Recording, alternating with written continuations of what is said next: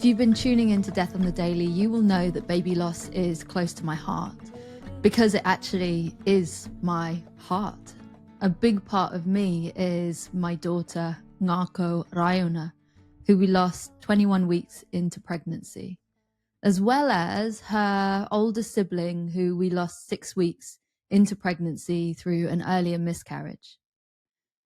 And I know the power when we share our stories, as well as particularly when we share how we got through things that helped us that we wish we'd have known at the time. So as this episode goes out, it is Baby Loss Awareness Week here in the UK, a whole part of Baby Loss Awareness Month, or Pregnancy and Infant Loss Awareness Month, as it's known in the US and elsewhere. So in the spirit of sharing and in the spirit of supporting others through baby loss, as well as equipping those who are supporting those who are going through it, I thought I'd do an episode where I shared the 7 things that I wish I'd have known about baby loss before I went on my journeys through them.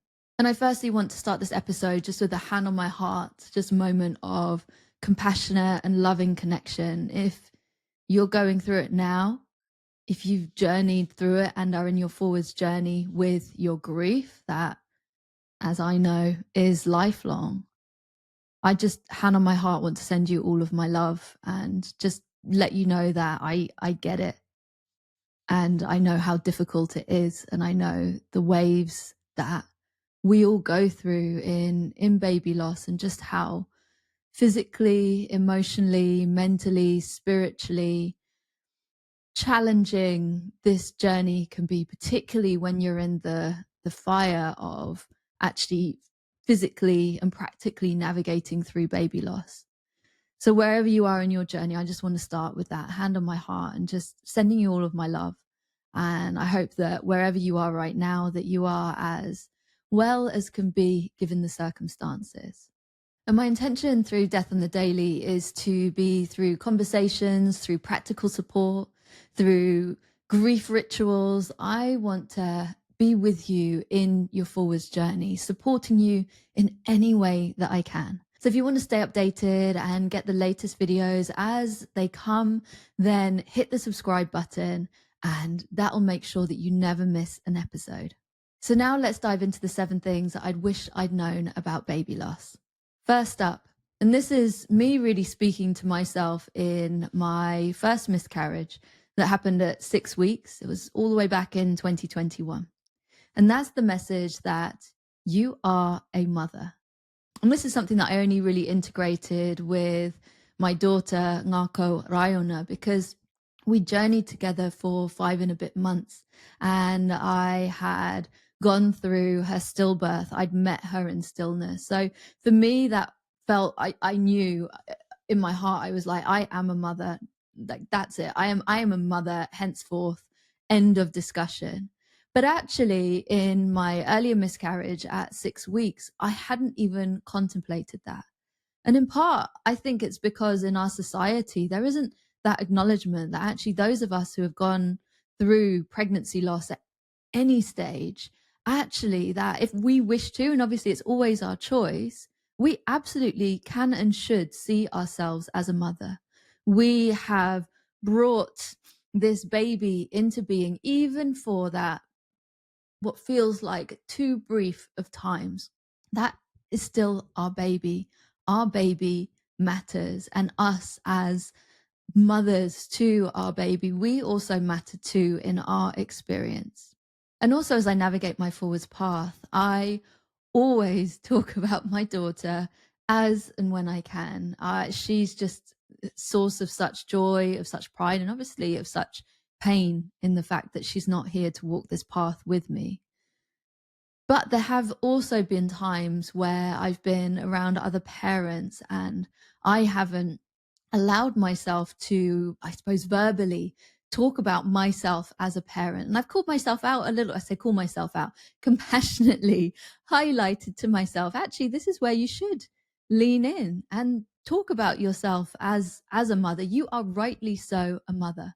So I know how complicated it can be. And actually, there are certain places where we feel more comfortable to embody the fact that and speak about the fact that we are we are a mother, we are a parent, but also there might be spaces where things feel a little bit more uncomfortable. And I just share this with the invitation if you want to join me in what I've done, which is just bringing that gentle awareness and presence to how am I feeling in this situation? And where am I? Perhaps sometimes we might have boundaries up. We might wear, I suppose, a cloak that is there to protect us in situations where actually we don't feel safe to share about our children and our journeys of baby loss. But on the flip side of that, there might be spaces where actually we're not speaking our truth. We're hiding in some ways when actually there's a part of us that's going, go on, say it. You are a parent just as much as anybody else in this space is a parent. So permission to see yourself exactly as you feel is right for you, whether that's seeing yourself as a mother, whether it's not, only you will know what's right. And whatever that is just absolutely beautiful. And I hope that you can embrace that in your forwards path. So second up, we've got that our partners can grieve differently and may sometimes not know how to support you. For some of us, not all of us, because some people go through pregnancy as a solo parent. But for those of us who go through pregnancy with a partner, or for any of us actually, where we've got family members or other people who might be around us and also grieving, it can be really difficult when we're in the throes of our grief and perhaps our partner either doesn't quite get it or is grieving really differently or is not giving us the support that we know that we need in that moment. And for me, if I take this into my personal story, actually, I've got two very different experiences of grieving with my now husband through both of them. At the 6-week miscarriage, in truth, he hadn't really connected to, I suppose, our baby as a baby. So he wasn't so, I guess, in and emotionally connected to what I was going through. And I was feeling the absolute raw of grief. So in truth, as we were going through that, there was a little bit of an emotional distance. There was a disconnect between us. And I felt really, really isolated when I was roaring in my grief, and he just couldn't meet me where I was. Now, how we navigated that was we had some open conversations where I shared with him, actually, I get that you're not really feeling this, and to you, it's not that significant because it was so early. But I was like, to me, it is really, really significant. And my grief is so visceral. It's so raw. It's so painful. It's all consuming. And then with our daughter, Ngako Rayona, that was a very different experience because I think of the journey we'd been on together, and actually he'd built his own connection with her. So actually I was able in that pregnancy and in that baby loss to really roar in my grief with him alongside. Now, I'm not here to tell anybody how they should and shouldn't grieve. And I know that it can be really painful and really difficult when someone that you love so dearly isn't there and isn't, I guess, stepping up and stepping in as you wish to meet you in your grief. I've experienced that personally. And that's why, from my own experience, as well as in my work in grief coaching, for me, it's always about open communication and just how we can open up those channels to really feel like we can speak our truth with those who we love, so that we can share with them, actually, this is how I'm really feeling. And they can share with us exactly the same, because it's there that we can start to understand, okay, this is where you're at. Now, how can I communicate how you can come and meet me where I am, the support, etc., that I need? But also, in my experience, when Jordan and I started speaking about it in the 6-week miscarriage, actually that really helped me to understand, okay, I don't get why he's not so connected and he's not at all emotional about the fact that we've lost this pregnancy, but I understand where he is. And from that place, then we can talk and I can communicate and I can say, hey, this is where I need you and I need you here now. But equally within that, I would also say, in how we grieve really differently, is that part of my journey has been in understanding actually that his way of processing grief is very different to mine. I'm definitely heart on my sleeve, particularly with him, not necessarily with everybody, but definitely with him. And I will just speak what I'm feeling in any moment. But I've come to realize that actually Jordan's way of processing grief is much more, He needs to go, he needs to process, he needs to integrate, he needs time in quiet and in stillness. And that is absolutely beautiful to me. And I've really learned to just watch him and to honor him, as well as always making sure that I'm honoring myself, and also acknowledging that when I'm roaring in my grief, it's totally okay if all I'm thinking about is me just taking step by step, that next step forwards. And also in this one, it feels really important for me to share that I don't think there is a hierarchy for grief and for losses, that which one should be more and more painful, because our journeys are all personal and all so unique to us. And I know from my own journey that actually when I had our miscarriage at 6 weeks, that was so visceral and so painful, as too was losing our daughter at 21 weeks. And I've had many people say to me, oh, well, my baby loss happened at much earlier stage, so it's nothing like what you experienced. But actually, let me tell you this, that I don't believe that there is a hierarchy. What you're feeling is what you're feeling. So I hope that you can just meet yourself in presence, in connection, in compassion, and so much grace, and be able to give yourself and to communicate to others the support that you need in this moment. So third up, we've got that there may be no clear answer as to why this happened. And this is one that is still quite confusing and painful for me, in truth, because when we had our 6-week miscarriage, actually at that stage, per NHS, which is the health system that I'm in, the brilliant health system that I'm in, you pass your miscarriage. For me, it just, passed naturally. And there's no other testing beyond that point, other than actually, I will say that I did, on the advice of my friend, go into my GP and I got tested for my thyroid levels, which actually revealed I have a hypothyroid autoimmune, as well as a few other bloods and other things. So there's always things that we can advocate for, but actually by way of getting, I suppose, to the crux of what happened to my baby. Why did this not work out? There's no completion that I could find, which left my mind open to worrying, to questioning, to beating myself up, etc., which is all stuff that I would say, obviously, please don't do, but I understand if you do it, because I have been there myself. And then when it came to our daughter, Ngako Rayona, with her having been diagnosed with a birth defect, and that being the reason as to why we had to go through a termination for medical reason. But I'm pretty sure, I don't know, I'm not in medicine, so please don't quote me on any of that stuff. But I'm pretty sure that at that stage of gestation, that actually there are tests that will always happen to see what's happened. And after her stillbirth, we were given the choice for her to go for a post-mortem, as well as for her to go for genetic testing at the incredible Great Ormond Street Hospital. And so we obviously chose to do that. Now, when the results came back that actually there was no genetic reason that they could see as to why she had her birth defect. In the words of the consultant, unfortunately, sometimes things just don't happen. They don't develop as they should do, but there's no reason that we can find for it. And again, that is really something where it's been very complicated to wrap my head around that.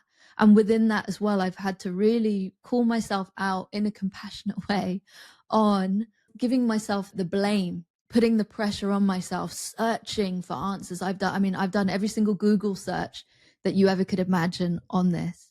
But I'd say, having done all those Google searches, if you can, and I know it's really easy for me to say this from a place where I have found completion, where I've managed to find that closure, and to be able to say, yes, sometimes nature just doesn't happen, and that's a part of nature. That is in itself a natural process.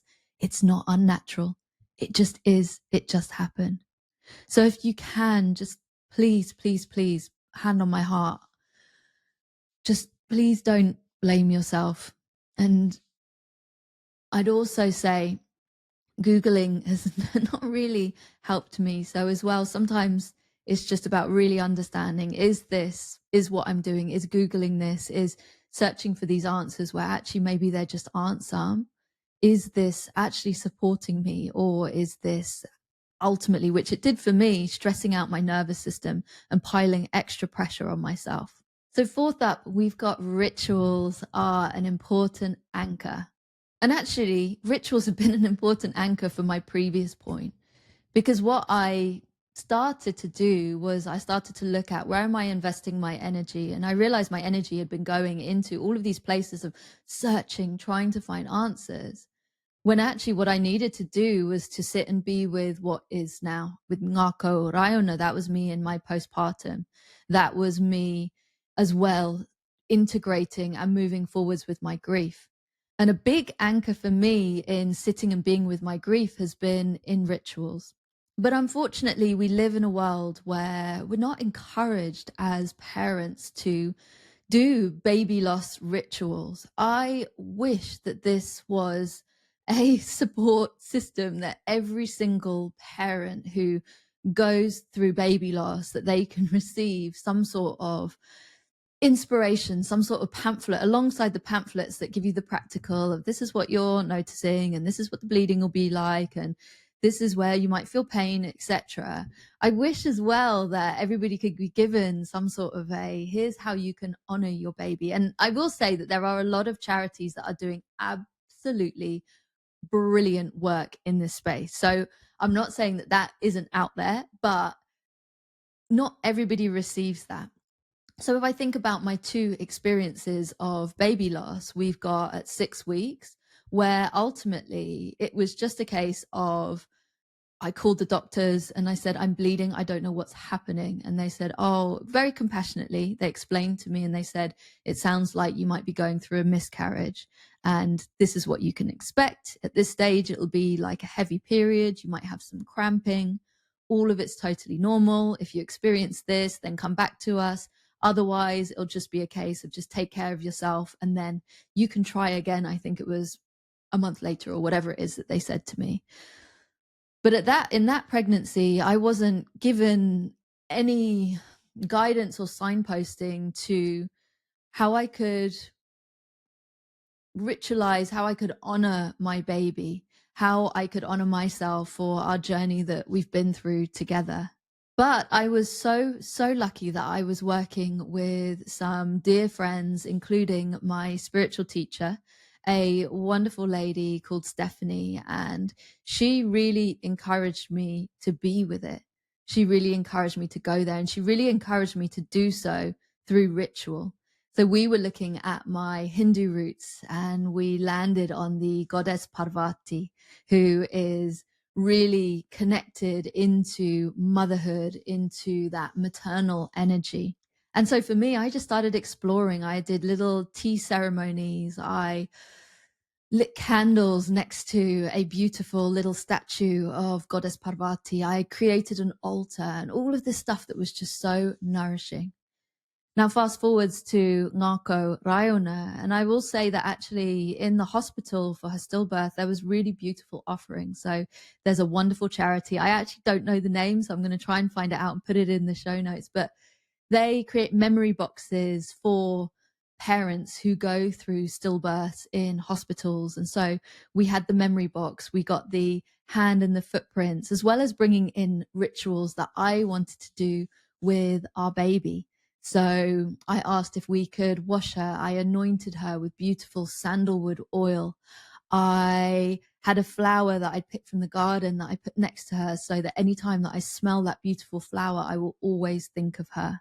And in baby loss, I think rituals is really important because if you think about when we lose someone who we love in any other part of life, there will be that rite of the funeral, of coming together in community. And unfortunately, in baby loss, it might be that we are burying our child ourselves with a very small group, or it could be that actually there is no burial itself. For many, many parents, it's actually the passing of a miscarriage through the blood and the tissue that comes through. It could also be that we choose for the hospital to go through their process with our baby and other babies where actually they will be cremated and their ashes scattered, but we choose to not do that ourselves. Whatever you choose is totally, totally right. And whatever you choose now or have chosen in the past, know that at any point and whenever you're ready, you can always come to ritual. Whether that's planting a tree in honor of your baby or a little flower garden. I've got marigolds. I've got a pot of marigolds in my garden that is for Ngako Rayona. I have a little statue in my garden as well to honor her, as well as her older sibling from the earlier miscarriage.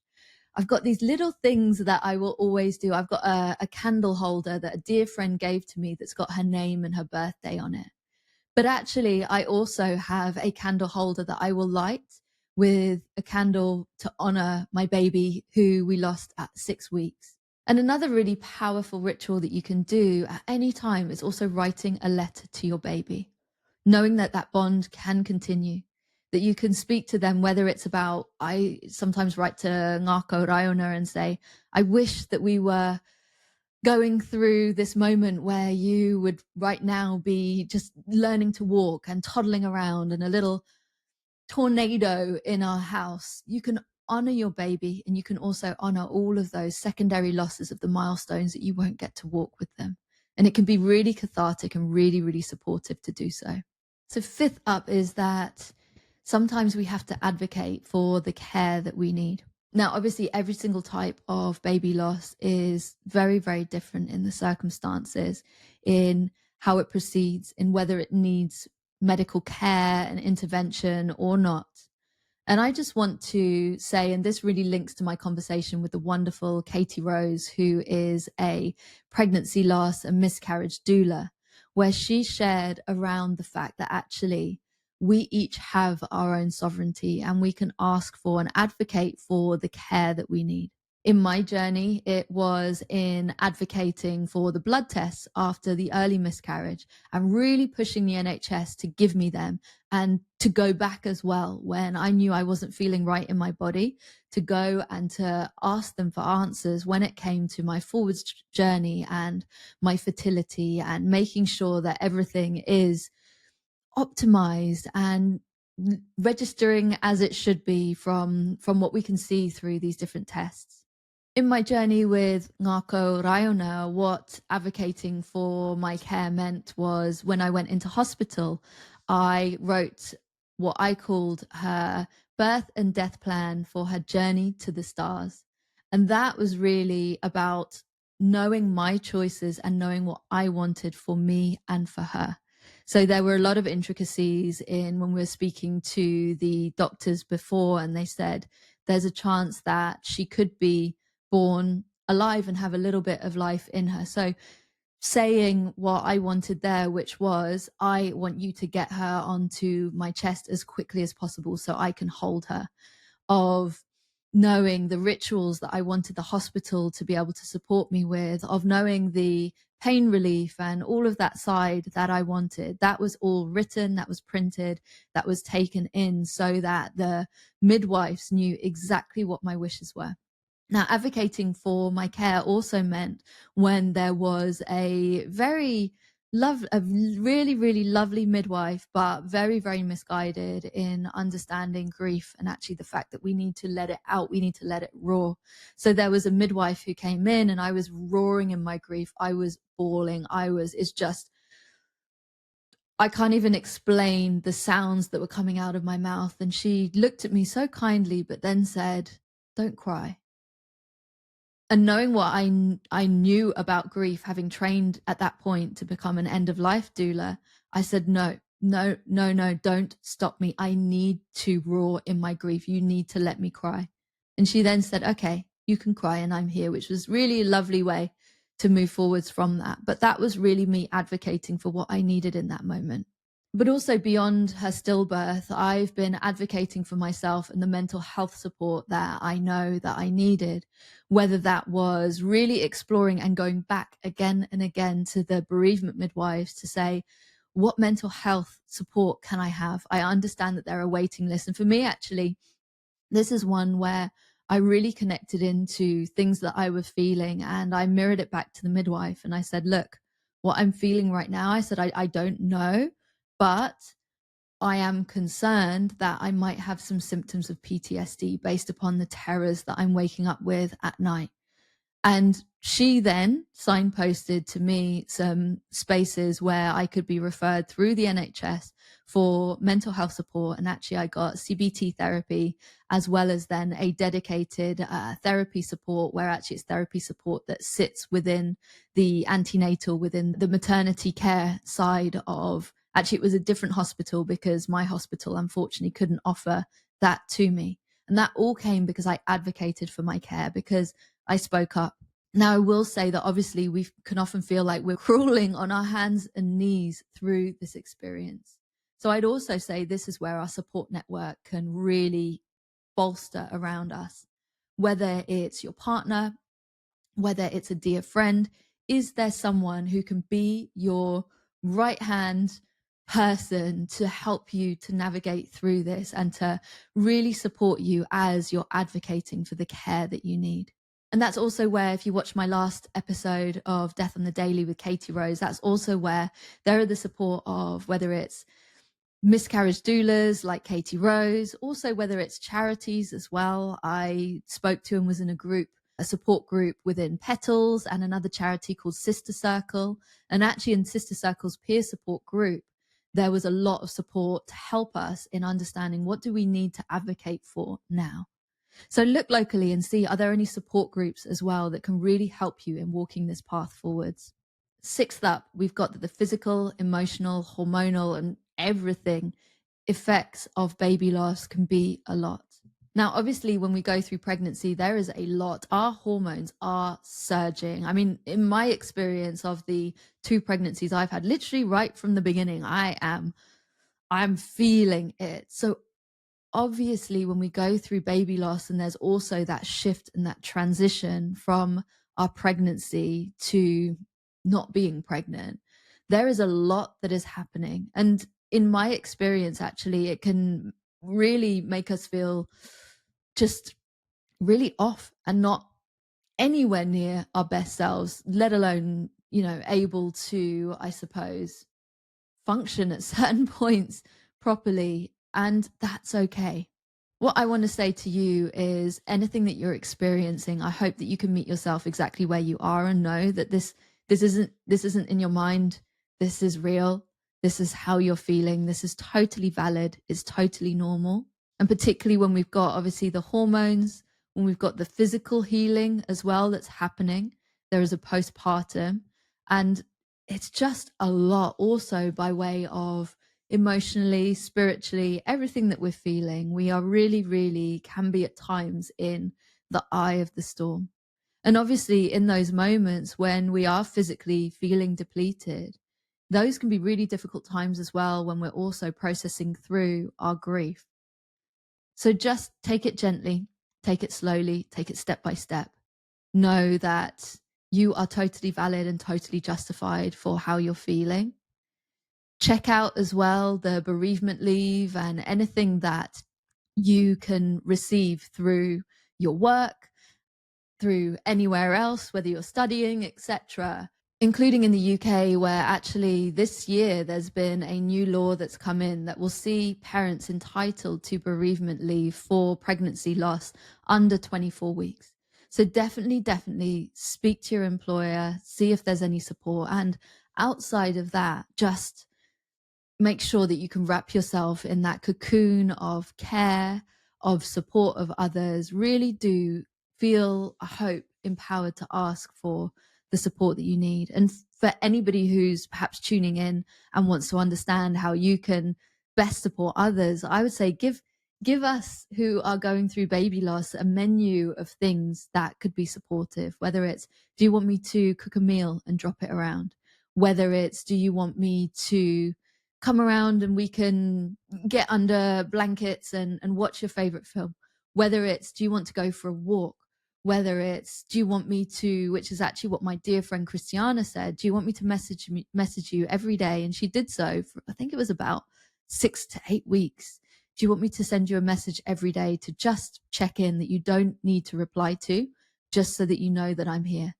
And finally, and things that I wish I'd have known about baby loss, and this one is very much about grief in general, it's just that some things will continue to feel difficult, and that's okay. And I wanted this point to really close out this episode, because within everything that I do, I just want to offer up that invitation of just meeting yourself exactly where you are any moment in time. Baby loss comes with a lot. And with that comes the aching arms for the baby that should be in our arms. Due dates in particular for a lot of people can be painful. For me, actually, it's more our daughter's stillbirth day that's a really painful time. But also, as I've experienced, the rawest of my grief seems to erupt at absolutely random points.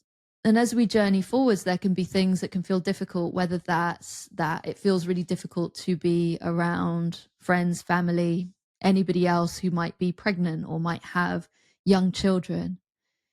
And that is totally valid, and that is totally okay, because obviously those feelings, whether it's of jealousy that I've definitely experienced, whether it's that longing, which I've also experienced, I feel like I've experienced all of these things and continue to do so. I continue to have those pangs.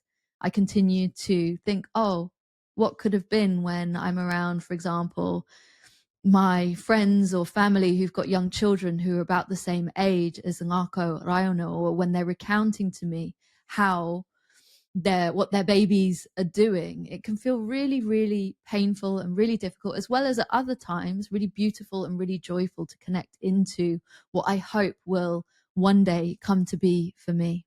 But also there can be other things that can feel really difficult. So for me, it's things that I never would have even imagined, like I was getting an Uber past the hospital, Whips Cross, where I went through the whole of my pregnancy and obviously then her stillbirth. And in the Uber, I suddenly noticed that actually I was feeling really unsafe. I looked up to my right and realized, oh my goodness, I'm going past the hospital. My subconscious had just picked it up and it had triggered actually my PTSD. So there can be these things that can really, really trigger us at certain points, that can feel really difficult, that can feel really painful. The nature of our grief, the nature of our processing of all of these things is that it is nonlinear. And actually, for me, when I can find presence with it, I can understand, is this something where I can surround myself in comfort and care? Is it something like when I went past the hospital and I said, okay, I need to talk to a therapist about this? And I did just that. The therapist who was supporting me for my PTSD brought it into a session and we figured out an action plan and we worked through some really powerful practices and also action steps that I could take outside of our sessions to really support me. But within this, and I hear this a lot when I'm grief coaching my wonderful clients, as well as just holding space for people in my orbit, that when we hit those moments where things can feel difficult, it can often feel like we've gone backwards. But I'm here to say that in grief, we have those ebbs and flows. There's those times where we feel like, okay, I'm in the restoration phase, I'm moving forwards, this is great, things feel kind of normal. Obviously, still, it's like a new normal in grief. But there can be those times where we feel like we've just got stuck in the mud. The flow pushes us forwards, and then suddenly we're like, oh my goodness, I am stuck in the mud, I'm in the sludge, I'm up to my neck, I cannot move. And what I want to stress here is that you're not going backwards. You're not, I sometimes have visualized it like I'm on a bloody game of snakes and ladders and I get right up to the top and then I go down the snake all the way to the bottom. That's not the case. These moments where things feel really painful and really difficult are a totally normal and valid way of us processing our grief. And in fact, we need both sides. We need to be willing to lean into the difficult just as much as we need to be willing to take those headwinds when we're feeling good and we're feeling in our flow and we feel that forwards momentum. It's all valid and it's all a really important aspect of grief. So when things feel difficult, what I would say is just really leaning into that support network around you, really focusing as well on the practices and the rituals that are going to really support you through this moment. When I work with my clients, we always create a self-care and a community care toolkit. So that's a toolkit of things that just bring you joy, meaning, grounding, things that just make you feel better in any moment, just so you know, and so you can reach for them in those moments.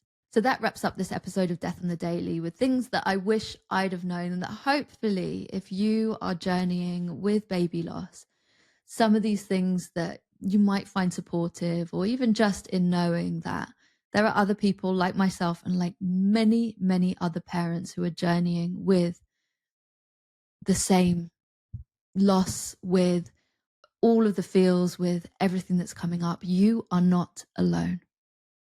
And wherever you are in your journey, whatever's coming up for you right now, know that Death on the Daily is always here. If you have any questions, or if you want to drop any comments, I love to hear them. If you're on YouTube or you're on Spotify, please do comment below.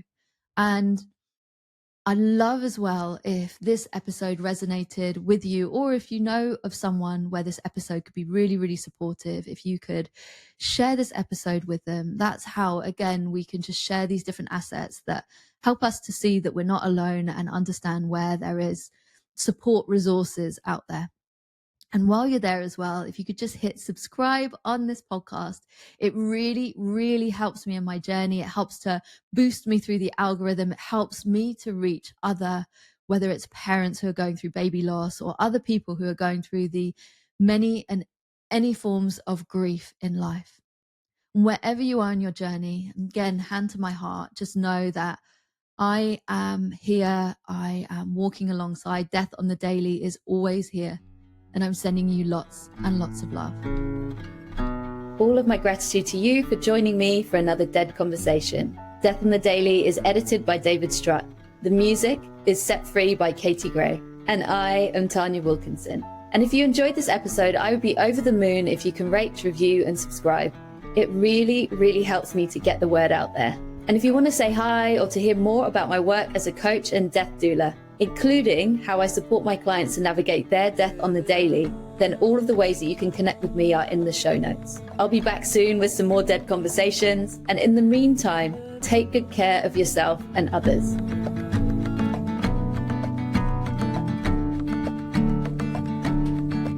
There's a cold fire, there's a crossfire, and there's something inside.